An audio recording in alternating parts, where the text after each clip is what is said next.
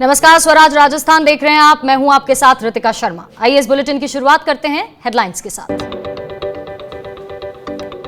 बागी विधायकों पर स्पीकर की कार्रवाई पर 21 जुलाई शाम 5 बजे तक रोक, सोमवार को अगली सुनवाई। ऑडियो टेप्स की जांच का मसला पहुंचा दिल्ली की जज तक, मानेसर पहुंची एसओजी की टीम, होटल के बाहर पुलिस ने सुरक्षा बढ़ाई। वहीं भंवरलाल और विश्वेंद्र सिंह कांग्रेस से निलंबित, कांग्रेस ने गजेंद्र सिंह शेखावत पर खरीद फरोख्त की साजिश रचने का लगाया आरोप। और बीजेपी ने खारिज किए सारे आरोप, पूछा कहां से आया टेप, कहा सोशल मीडिया पर जारी टेप की कितनी होती है वैधता। तो राजस्थान में हर रोज नए घटनाक्रम हो रहे हैं, खासकर बागियों का मामला रोज गहराता जा रहा है। कांग्रेस की ओर से कुछ ऑडियो टेप की बात सामने आने के बाद राजस्थान पुलिस के स्पेशल ऑपरेशन ग्रुप ने केंद्रीय मंत्री गजेंद्र सिंह शेखावत, संजय जैन और कांग्रेस विधायक भंवरलाल के खिलाफ केस दर्ज किया है। कांग्रेस की ओर से इस ऑडियो टेप को लेकर गजेंद्र शेखावत का नाम लिया गया है और इस बीच पार्टी प्रवक्ता रणदीप सुरजेवाला ने विश्वेंद्र सिंह और भंवरलाल दोनों को पार्टी से निलंबित करने का ऐलान किया है। इधर इस मसले पर सचिन पायलट कैंप की याचिका पर आज फिर सुनवाई हुई और अब ये सुनवाई सोमवार तक के लिए टाल दी गई है।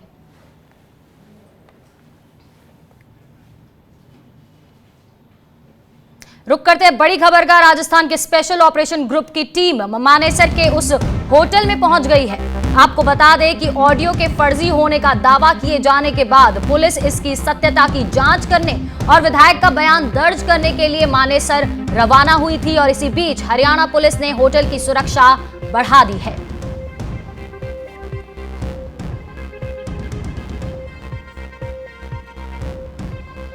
तो राजस्थान के स्पेशल ऑपरेशन ग्रुप यानी कि एसओजी की टीम मानेसर के उस होटल में पहुंच गई है। आपको बता दें कि ऑडियो के फर्जी होने का दावा किए जाने के बाद पुलिस उसकी सत्यता की जांच करने और विधायक का बयान दर्ज करने के लिए मानेसर रवाना हुई थी और अब वो मानेसर पहुंच गई है और इसी बीच हरियाणा पुलिस ने उस होटल की जहां विधायक हैं, जहां पर यह जांच पूरी होगी एसओजी की तरफ से, वहां पर सुरक्षा बढ़ा दी है। और इधर एसओजी ने बताया कि इस मामले में महेश जोशी की शिकायत के बाद 2 एफआईआर दर्ज की गई हैं। इधर एसओजी ने कहा कि पूरा मामला साफ जांच के बाद ही होगा। इधर यहां की सुरक्षा बढ़ा दी गई है। यहां हरियाणा पुलिस ने होटल के बाहर बैरिकेडिंग कर दी है।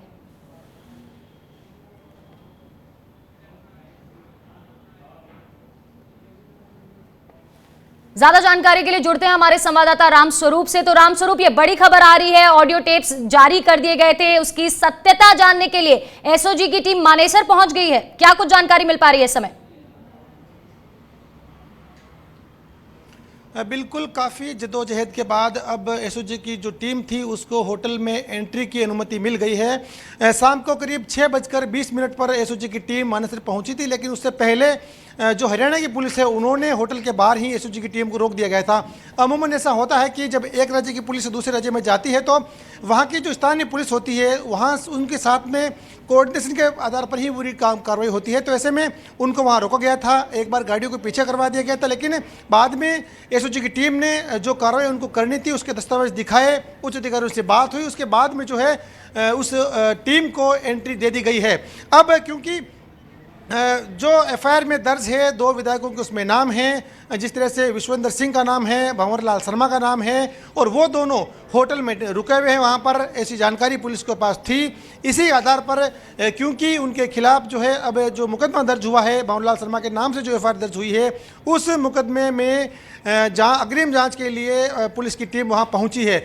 इसी संदर्भ में हाईकोर्ट में भी एक एप्लीकेशन प्रार्थना पत्र दायर किया गया है जिसमें कि उनकी वॉइस सैंपल वगैरह ली जाए। हालांकि अभी प्रारंभिक पूछताछ में वॉइस सैंपल का काम नहीं होगा, शुरुआती पूछताछ होगी वहाँ पर कि इस जो ऑडियो वायरल हुआ है उस ऑडियो में उनकी जो भूमिका बताई जा रही है कि वो अब स्पष्ट करे कि ये उनकी आवाज़ नहीं है। क्योंकि ये तय है कि एसओजी जब इस मामले की जांच कर रही है तो पूरी कड़ी से कड़ी जोड़ के जांच करती है, क्योंकि स्पेशल ऑपरेशन ग्रुप जो है वो इस तरह के जो गंभीर और बड़े मामले होते हैं उन्हीं की जांच करती है। तो इस मामले की जांच एसओजी को सौंपी गई है।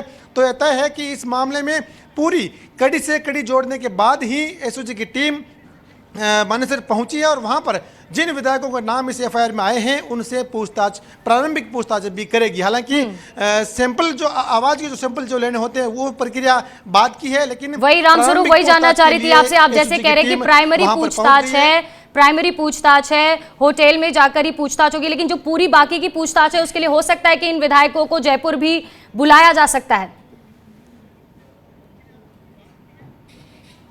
हाँ, बिल्कुल संभव है, इस बात से इनकार नहीं किया जा सकता, क्योंकि ये कार्रवाई का हिस्सा है और कानूनी प्रक्रिया है। और कानूनी प्रक्रिया में जो है इस बात का व्यवधान नहीं आना चाहिए कि कोई आदमी मना करे। हो सकता है ये आज वो जिस तरह से वहाँ पर बात करके आए, प्रारंभिक बात करके आए, तो उनको बुलाए, और ये भी हो सकता है कि वो बाद में नोटिस का कह दे कि हम उनको अभी समय नहीं है, वो कल आएंगे, परसों आएंगे, 1-2 दिन का टाइम भी वो दे सकते हैं, और हो सकता है कि वो साथ में भी आ जाए। लेकिन ऐसा लगता नहीं, जिस तरह का माहौल प्रदेश की राजनीति में भी चल रहा है उससे लगता नहीं कि वो विधायक जो होंगे वो गाड़ी में बैठ करके एसओजी की टीम के साथ में आएंगे। लेकिन जितनी जानकारी मीडिया को मिली है उसमें हो सकता है कि एसओजी के पास इससे ज्यादा गंभीर यानी कि कोई महत्वपूर्ण सबूत और भी इस मामले में हो सकते हैं। बिल्कुल बिल्कुल रामस्वरूप, आप अपनी नजर बनाए रखें, हम आपसे पल पल की अपडेट लेते रहेंगे और बने रहिए हमारे साथ। वहीं अपने दर्शकों को बता दें कि अशोक राठौर ने बताया कि महेश जोशी के द्वारा दी गई शिकायत पर मुकदमे दर्ज किए गए हैं। There have been 2 reports from Shri Mahesh Ji Joshi, and it is with respect to those audios which have gone viral yesterday, and we have registered those FIRs as 48 and 49 are the numbers, and under sections 124A, 120B IPC, and we are going to check and verify the veracity of those conversations alleged. और वहीं आपको बता दें कि सबसे पहले खबर Sachin Pilot camp की याचिका से जुड़ी हुई। आपको बता दें कि 19 विधायकों को नोटिस दिए जाने वाले मामले को हाई कोर्ट में चुनौती दिए जाने वाली याचिका पर आज 3.5 घंटे तक सुनवाई हुई, और इसके बाद सोमवार सुनवाई सुबह 10 बजे तक के लिए टाल दी गई है। कारण यह बताया गया है कि कोर्ट का समय पूरा हो गया, कल और परसों शनिवार और रविवार का अवकाश है, और ऐसे में अब सोमवार सुबह फिर से इस मामले की सुनवाई होगी। वहीं विधानसभा अध्यक्ष मंगलवार शाम तक इन विधायकों के खिलाफ कोई एक्शन नहीं लेंगे। चलिए सुनते हैं कि क्या कह रहे हैं प्रतीक कांसलीवाल, सीपी जोशी के वकील। सुनवाई को टाला इसलिए कि जो कोर्ट का एक समय होता है, 4:30 बजे तक कोर्ट बैठती है, उस समय तक आर्गुमेंट पूरे कंक्लूड नहीं हुआ, इसलिए कोर्ट की सुनवाई को टाला गया। कल और परसों छुट्टी है, इसलिए सोमवार को सबसे पहले 10 बजे सुनवाई वापस से चालू की जाएगी। सर, आर्गुमेंट की बात करें तो किस तरह के आर्गुमेंट रखे गए ये बताइए। देखिए, जो अधिवक्ता हैं याचिकाकर्ता के हरीश साल्वे साहब और मुकुल रोहतगी जी, उन्होंने अपनी तरफ से आर्गुमेंट एडवांस किए। मुख्य रूप से उनका कहना है कि इसकी स्पीकर के द्वारा जो कार्रवाई की गई है वो गलत है, असंवैधानिक है, समय पूरा नहीं दिया गया, और इसलिए वो कार्रवाई जो स्पीकर कर रहे हैं वो रद्द की जाए। तो ये थे प्रतीक कासलीवाल। तो आप देख सकते हैं कि कोर्ट में क्या हुआ। 3.5 घंटे कार्रवाई चली। पहले पायलट कैंप की ओर से हरीश साल्वे ने अपनी बात रखी, और इसके बाद अभिषेक मनु सिंघवी ने पैरवी की।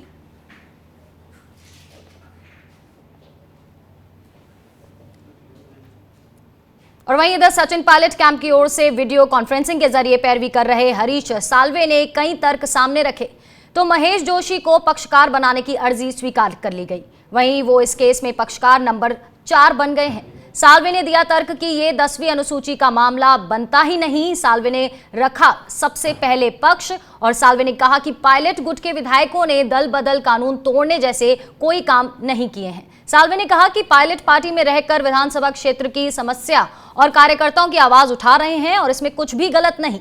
साल्वे ने बीएसपी के विधायकों के विलय का भी जिक्र किया, वहीं एसओजी के दुरुपयोग का भी यहां जिक्र किया गया। साल्वे ने कहा कि विधानसभा के बाहर अगर कोई एक्ट है तो वो 10वीं अनुसूची में नहीं आएगा।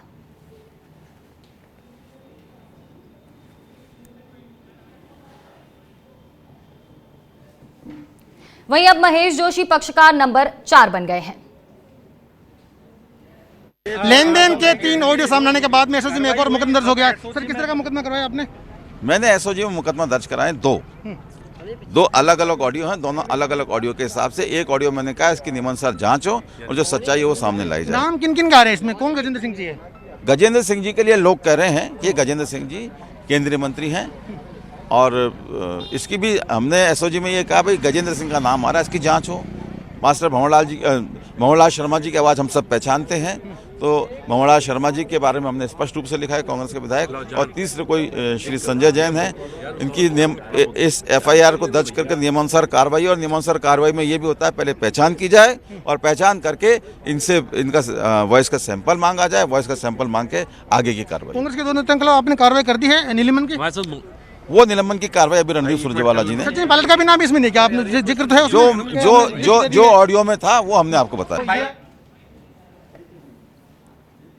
वहीं आपको बता दें कि राजस्थान में लगातार आज भी पारा ऊपर ही रहा। कांग्रेस ने अपने 2 विधायकों को निलंबित किया तो कोर्ट में भी गहमा गहमी का माहौल रहा। और इस पर बातचीत करने के लिए कि आज क्या कुछ हुआ राजस्थान की राजनीति में और खास तौर पर हाई कोर्ट में क्या कुछ हुआ सुनवाई के दौरान, उस पर बात करने के लिए हमारे साथ प्रतीक कासलीवाल जुड़ चुके हैं। आपको बता दें ये CP जोशी के वकील हैं। प्रतीक जी, स्वागत है आपका स्वराज राजस्थान में। सर, सबसे पहले आज यही जानना चाहेंगे कि क्या कुछ हुआ आज सुनवाई के दौरान और किस तरह से आपने CP जोशी का पक्ष रखा? देखिए, पक्ष जो है अभी हमें पूरी तरह से रखने का मौका नहीं मिला है, क्योंकि आज याचिकाकर्ता के जो अधिवक्ता थे उनके द्वारा पैरवी की गई है और 1 बजे पैरवी चालू हुई और करीबन 4:15 तक चली, जिसमें 4 बजे तक माने कि हरीश साल्वे साहब और मुकुल रोहतगी जी द्वारा ही पैरवी करी गई है। तो 15-20 मिनट में एक स्टार्टिंग आर्ग्यूमेंट किए गए कि ये पिटीशन मेंटेनेबल नहीं है और बाकी पक्ष जो है अब सोमवार को 10 बजे रखने को मौका मिलेगा। जी, जिस तरीके से आगे कार्रवाई हो रही है, जिस तरह से सुनवाई हो रही है, आपको क्या लग रहा है कि कहीं ना कहीं किसके पक्ष में जाता हुआ? अभी ये पूछना वैसे भी बहुत जल्दबाजी होगी, लेकिन आपको लगता है कि आपका केस स्ट्रांग है? प्रतीक जी, देखो, लीगली अगर बात करें तो हमारा केस बहुत स्ट्रांग है। संविधान के जो मापदंड है, अधिकार जो संविधान देता है, उसके परव्यू के अंदर काम किया गया है और आगे ऑर्डर क्या होता है इस पे तो अभी टिप्पणी करना बड़ा मुश्किल होगा और बहुत प्रीमेच्योर होगा कहना। जी शुक्रिया प्रतीक जी हमारे साथ जुड़ने के लिए। तो ये प्रतीक कासलीवाल हमारे साथ जुड़े हुए थे जो CP जोशी के वकील हैं और उनकी तरफ से हाई कोर्ट में पक्ष रख रहे हैं। बढ़ते हैं आगे। इससे पहले आपको बता दें कि कांग्रेस ने बीजेपी के भंवरलाल और गजेंद्र शेखावत पर गंभीर आरोप लगाए। इतना ही नहीं, सुरजेवाला ने पीएम मोदी और बीजेपी से मांग की है कि वो गजेंद्र सिंह शेखावत को मंत्रिमंडल से बर्खास्त करें।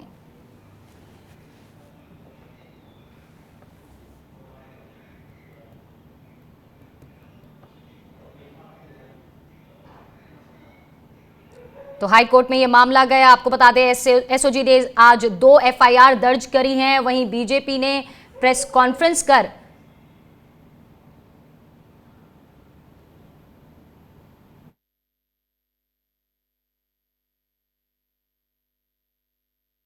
केंद्र सरकार के केंद्रीय कैबिनेट मंत्री श्री गजेंद्र शेखावत के खिलाफ स्पेशल ऑपरेशन ग्रुप्स SOG द्वारा FIR दर्ज की जाए, पूरी जांच हो और अगर पद का दुरुपयोग कर जांच प्रभावित करने का अंदेशा हो, जैसा प्रथम दृष्टि से प्रतीत होता है, तो वारंट लेकर श्री गजेंद्र शेखावत की फौरन गिरफ्तारी की जाए। भारतीय जनता पार्टी द्वारा जनमत का अपहरण और प्रजातंत्र के चीरहरण की कोशिश की जा रही है।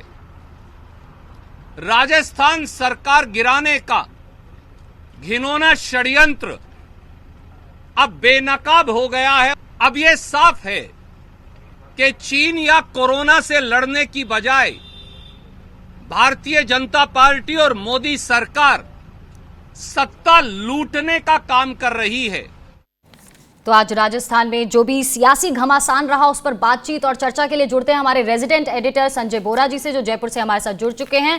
संजय जी, आमतौर पर ऐसे राजनीतिक संकट के वक्त पर ऐसे ऑडियोज जारी होते हैं, हमने देखा है, जहां इसे इन कथित ऑडियो टेप्स पर SOG की कार्रवाई सक्रिय होती हुई, वहीं बीजेपी कहीं ना कहीं आज प्रेस कॉन्फ्रेंस में यह भी कहती हुई कि दुरुपयोग किया जा रहा है SOG का सरकार द्वारा। आपका इस पर क्या कहना है सर? दुरुपयोग ये तो सामान्य आरोप प्रत्यारोप है, लेकिन अगर कोई शिकायत हुई है पुलिस में तो उसकी जांच तो होगी और जांच अगर होगी तो उसके लिए बयान भी लिए जाएंगे। तो ये कहना कि दुरुपयोग है, दुरुपयोग तो तब होता जब इस तरह का हमको कोई चीज़ नहीं मिलती। जैसे हमने राज्यसभा चुनाव में देखा था कि एक कैंडिडेट खड़ा किया, उस वक्त भी कहा गया था कि ये ज़बरदस्ती का माहौल बनाया जा रहा है, ऐसी कोई बात नहीं है। लेकिन अब जब 19 विधायक निकल कर के और कांग्रेस की सरकार पर एक गंभीर संकट खड़ा कर दिया है, तो बिना आग के धुआं नहीं होता। अब ये ऑडियो भी आया है जी। हाँ, ये सवाल मुझे आश्चर्य अभी तक नहीं उठाया, ये किसी ने नहीं उठाया कि अगर ये ऑडियो आया है तो इसका मतलब फ़ोन टैप हो रहे थे, तो फ़ोन टैप कैसे हुआ, क्या इसके लिए परमिशन ली गई थी? ये सवाल तो बन सकता था, लेकिन ये सवाल अभी तक किसी ने नहीं उठाया, ये मुझे आश्चर्य है। लेकिन अगर एसओजी जांच कर रही है तो मुझे उसमें कुछ गलत नजर नहीं आता। संजय जी, इसकी वैधता भी आपसे जानना चाहेंगे, जो सोशल मीडिया पर रिलीज होती है या ऑडियो कंटेंट का किस तरह से एक स्ट्रॉन्ग क्या कहा जा सकता है कि इस पर केस लड़ा जा सकता है या एक स्ट्रॉन्ग इसको एविडेंस माना जा सकता है? देखिए, अगर आप बिना किसी अनुमति के उसकी जो कानूनी प्रक्रिया है उसको पूरा किए यदि आप किसी को रिकॉर्ड कर लेते हैं तो मेरे ख्याल से वो एडमिसिबल नहीं माना जाएगा। और उसमें अब आपको ये भी साबित करना पड़ेगा कि जो आवाज़ें हैं, जो वॉइस है, वो उन्हीं लोगों की है जिनके नाम आ रहे हैं, जो बोलते हुए दिखाए जा रहे हैं।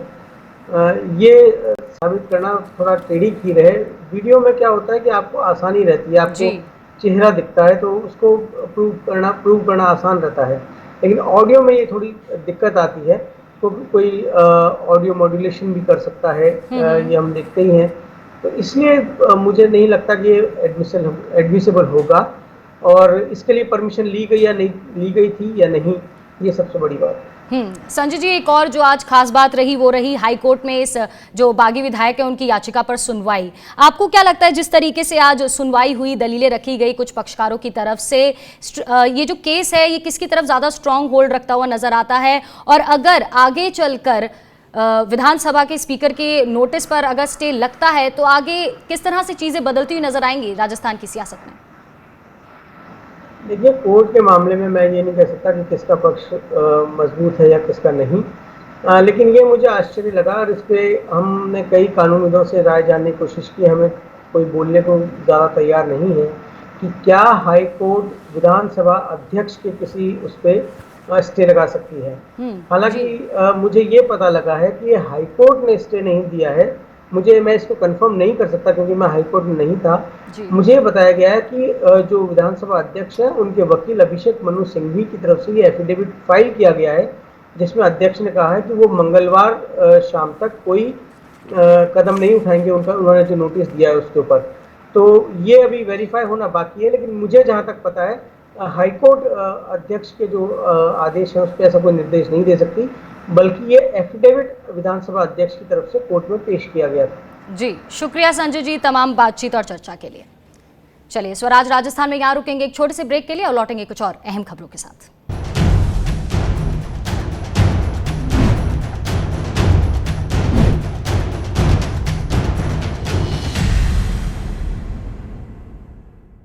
SRK University, not just a name, but a gate to your success. Extraordinary placements, expert faculty, advanced infrastructure. SRK University, excellent education, modern learning. Courses offered: engineering, MBA, pharmacy, agriculture, dental, homeopathy, nursing, law, BSc, MSc, BCom, MCA, and many more. SRK University, where education becomes better. Admissions open. Call 70241 44981 or visit www.srku.edu.in. सपने सच तब होंगे जब आप सपने दिखना शुरू करेंगे। ये शब्द हैं उस शख्सियत के जिसके सपनों ने दी इस देश को एक नई उड़ान, डॉक्टर APJ अब्दुल कलाम। और ऐसे ही हर स्टूडेंट के सपने पूरे करेंगे हम, under best guidance of expert faculty team. Admission open in science and technology, humanities, social science, arts and sports. Dr. APJ Abdul Kalam University, Indore. Further details, contact 180030026072.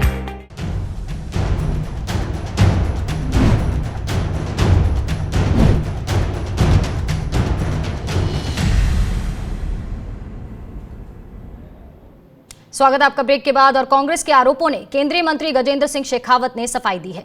Shekhawat ने कहा कि मैं किसी भी तरह की जांच के लिए तैयार हूं और साथ ही उन्होंने कहा कि ऑडियो में मेरी आवाज नहीं है। केंद्रीय मंत्री गजेंद्र सिंह शेखावत ने कहा कि मैं कई सालों से संजय जैन को जानता हूं, इसीलिए मुझे बताया जाए कि कौन सा संजय जैन है और उन्होंने मेरे किस मोबाइल नंबर पर बात कराई है। और वहीं इसी बीच विधायक चेतन डूडी भी सामने आए। उन्होंने कहा कि मुझे भी प्रलोभन देने की कोशिश की गई, लेकिन मैंने इनकार कर दिया। तथाकथित जो ये ऑडियो आया भंवरलाल जी शर्मा का और इसमें मेरा नाम आया है, तो मैं आपके सामने सिर्फ ये बात रख रहा हूँ कि मुझे प्रलोभन देने की कोशिश की गई थी, जिसका जुड़ाव कहीं ना कहीं इस ऑडियो टेप से है, लेकिन मैंने वो प्रलोभन देने से इनकार कर दिया। मेरे परिवार की पृष्ठभूमि, मेरा खुद स्वयं का कांग्रेस पार्टी के प्रति निष्ठा, ये मेरे लिए सर्वोपरि है। और आगे जो कुछ भी है या जो भी जहां एजेंसियां चूंकि जांच कर रही है, मैं उनके समक्ष जाके अपनी बात रखना चाहूंगा। और वहीं कल देर शाम को विधायकों की खरीद फरोख्त से जुड़े जो ऑडियो वायरल हुए हैं, उनमें विधायक बलवान पुनिया के नाम का जिक्र भी है। ऑडियो में कहा जा रहा है कि बलवान पुनिया को भी हम अपने गुट में ले आएंगे। स्वराज एक्सप्रेस से बात करते हुए विधायक बलवान पुनिया ने कहा कि वे गहलोत सरकार के साथ हैं, इसके खिलाफ वे एसओजी में कार्रवाई करेंगे। पुनिया से बात की हमारे संवाददाता रामस्वरूप ने। पुनिया साहब, आपका भी नाम आया है, जो ऑडियो वायरल हुआ है कि भी आपसे भी प्रयास किया जा रहा है, आप उस खेमे में जाएंगे जहां लेन देन की बात हो रही है। इन्होंने अपना तो ख़त्म कर लिया और जिन पार्टियों से थे उस पार्टियों का ख़त्म करने का प्रयास कर लिया। अब ये लोगों का खोने चले, जिस तरीके की डील कर करके बदमाशी कर रहे हैं, जनता को बिजली पानी की सुविधा मुहैया करवाने की बजाय, सरकार को काम करने देने की बजाय, सरकार से मांग करने की बजाय, ये कुर्सी खोज करके खुद बैठना चाहते हैं। जैसे 2 एफआईआर दर्ज हो गई है, क्या आप अपनी तरफ से भी मुकदमा दर्ज कराएंगे आपकी मानहानि के तौर पे? मुझे ज़रूरत महसूस हुई, मैं पार्टी से राय करूंगा, ज़रूरत महसूस हुई, मैं भी ऐसा कर सकता हूं। पर मैं एक बात कहना चाहता हूं, मैं भी इसके ठोस प्रमाण लेना चाहता हूं। इन्होंने मेरा नाम इसलिए लिया है कि मैं राजस्थान की विधानसभा में जनता के मुद्दों पर, नौजवान, विद्यार्थी, किसान, मजदूर के मुद्दों पर बोला और ये मेरी प्रतिष्ठा को खराब करना चाहते हैं। क्या आपसे किसी ने संपर्क किया, बातचीत की कोशिश करी? अरे नहीं, कोई मतलब ही नहीं, हिम्मत ही नहीं। और मेरे से संपर्क करके देखें, ये एमएलए क्वार्टर में ही बैठा हूं मैं। मौजूदा सरकार को हम बिल्कुल ये चाहते हैं कि अपदस्थ नहीं हो, सरकार 5 साल काम करे, जनता के मुद्दों पर खरी उतरे। और वहीं इधर बीजेपी ने खुद पर लगाए आरोपों को सिरे से खारिज कर दिया है। अब तक वेट एंड वॉच की पॉलिसी अपना रही बीजेपी ने आज प्रेस कॉन्फ्रेंस कर अपना पक्ष रखा। बीजेपी ने कहा कि कांग्रेस की ओर से लगाए गए आरोप एकदम निराधार हैं। बीजेपी ने कहा कि ये टेप कांग्रेस के पास आया कहां से? क्या सोशल मीडिया पर जारी किसी टेप की वैधता होती है? क्या टेप की किसी तरह की जांच हुई है? बीजेपी की ओर से सतीश पुनिया और राजेंद्र राठौर ने कहा कि ऑडियो टेप का जिक्र करना हास्यास्पद है। बीजेपी प्रदेश अध्यक्ष सतीश पुनिया ने पूछा कि कांग्रेस के पास ये टेप आया कहां से? मुख्यमंत्री जी के बयान से साबित होता है कि उन्होंने कहा कि जब मैं एमपी बना तो सचिन पायलट 3 साल के थे और अभी आ जाएं तो मैं उनको गले लगा लूं। तो भैया गले ही लगा लो, राजस्थान की जनता को क्यों छोड़ रखा अभी सारा। दूसरी बात उन्होंने कही उसी दौरान कि 1.5 साल से हमारा कोई संवाद ही नहीं। कितनी विचित्र बात है कि मुख्यमंत्री और उप मुख्यमंत्री का संवाद ही नहीं। बीजेपी कहां से आ गई? वहीं उपनेता प्रतिपक्ष राजेंद्र राठौर ने कहा कि सोशल मीडिया पर जारी हुए इस टेप की वैधता कितनी है? निश्चित तौर पर मेरी मांग है कि लोकेश शर्मा पर पहले मुकदमा दर्ज करो। किस हैसियत से उसने रात को सीएम और रेजिडेंस पर बैठकर इस प्रकार के सोशल मीडिया के अंदर ये वीडियो जारी किया? कहां से ये ओरिजिनेट हुआ? इसकी जांच सबसे पहले होनी चाहिए थी, तब दूध का दूध और पानी का पानी निकलेगा। और अगर सरकार में हिम्मत हो तो पूरे मामले को सीबीआई को सौंप दो। संजय बोरा हमारे रेजिडेंट एडिटर हमारे साथ जुड़े हुए हैं। संजय जी, ये जो पूरी ऑडियो टेप्स को लेकर राजनीति हो रही है, पॉलिटिक्स हो रही है, उसको किस तरह से देखा जाए? क्या ये बहुत बड़ी रणनीति का एक छोटा सा हिस्सा है? आपने पहले भी जिक्र किया था कि जब इस तरह की पॉलिटिकल क्राइसिस होते हैं तो ये इस ऑडियो टेप्स वगैरह निकल के आते हैं। हमने छत्तीसगढ़ में देखा था जब वो कैश वाला मामला होता है, स्टिंग हुआ था। बीजेपी के जो राष्ट्रीय अध्यक्ष थे बंगारू लक्ष्मण, उसका भी देखा था हमने। जयनारायण निषाद का हुआ था, भारतीय जनता पार्टी भूल गई, उन्होंने इसी तरह की एक ऑडियो पर उन्होंने जयनारायण निषाद को पार्टी से निकाल दिया था। तो ये होते रहते हैं। हाँ, इतना ज़रूर है कि आमतौर पर कोई सावधानी बरतता है अभी ये पता नहीं लगा है कि मीडिया को किसने सर्कुलेट किया, लेकिन कांग्रेस के नेता बाद में यही कहते आए कि मीडिया ने ये जो ऑडियो टेप जारी की, जबकि ये ऑडियो टेप मीडिया को प्रोवाइड करवाए गए थे।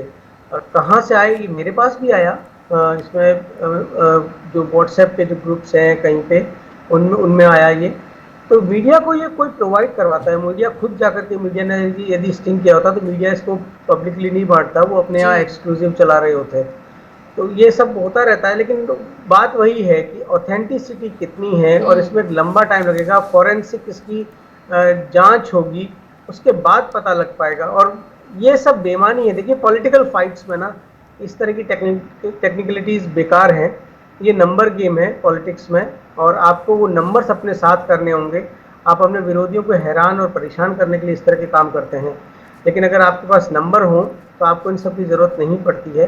और मेरे ख्याल से अब ये नंबर गेम है और ये मामला राजनीतिक लोगों के हाथ से निकल के कोर्ट में पहुंच चुका है। जी संजय, वहीं पे इसका फैसला। तो इन ऑडियो टेप्स की जो सच्चाई है फोरेंसिक जांच के बाद ही पता चलेगी, और ये पूरा जो खेल है जैसे कि आप बता रहे हैं सिर्फ नंबर्स पर टिका है। बहुत बहुत शुक्रिया संजय जी तमाम बातचीत और चर्चा के लिए। और फिलहाल स्वराज राजस्थान में आज इतना ही। आप बने रहिए स्वराज एक्सप्रेस के साथ। नमस्कार।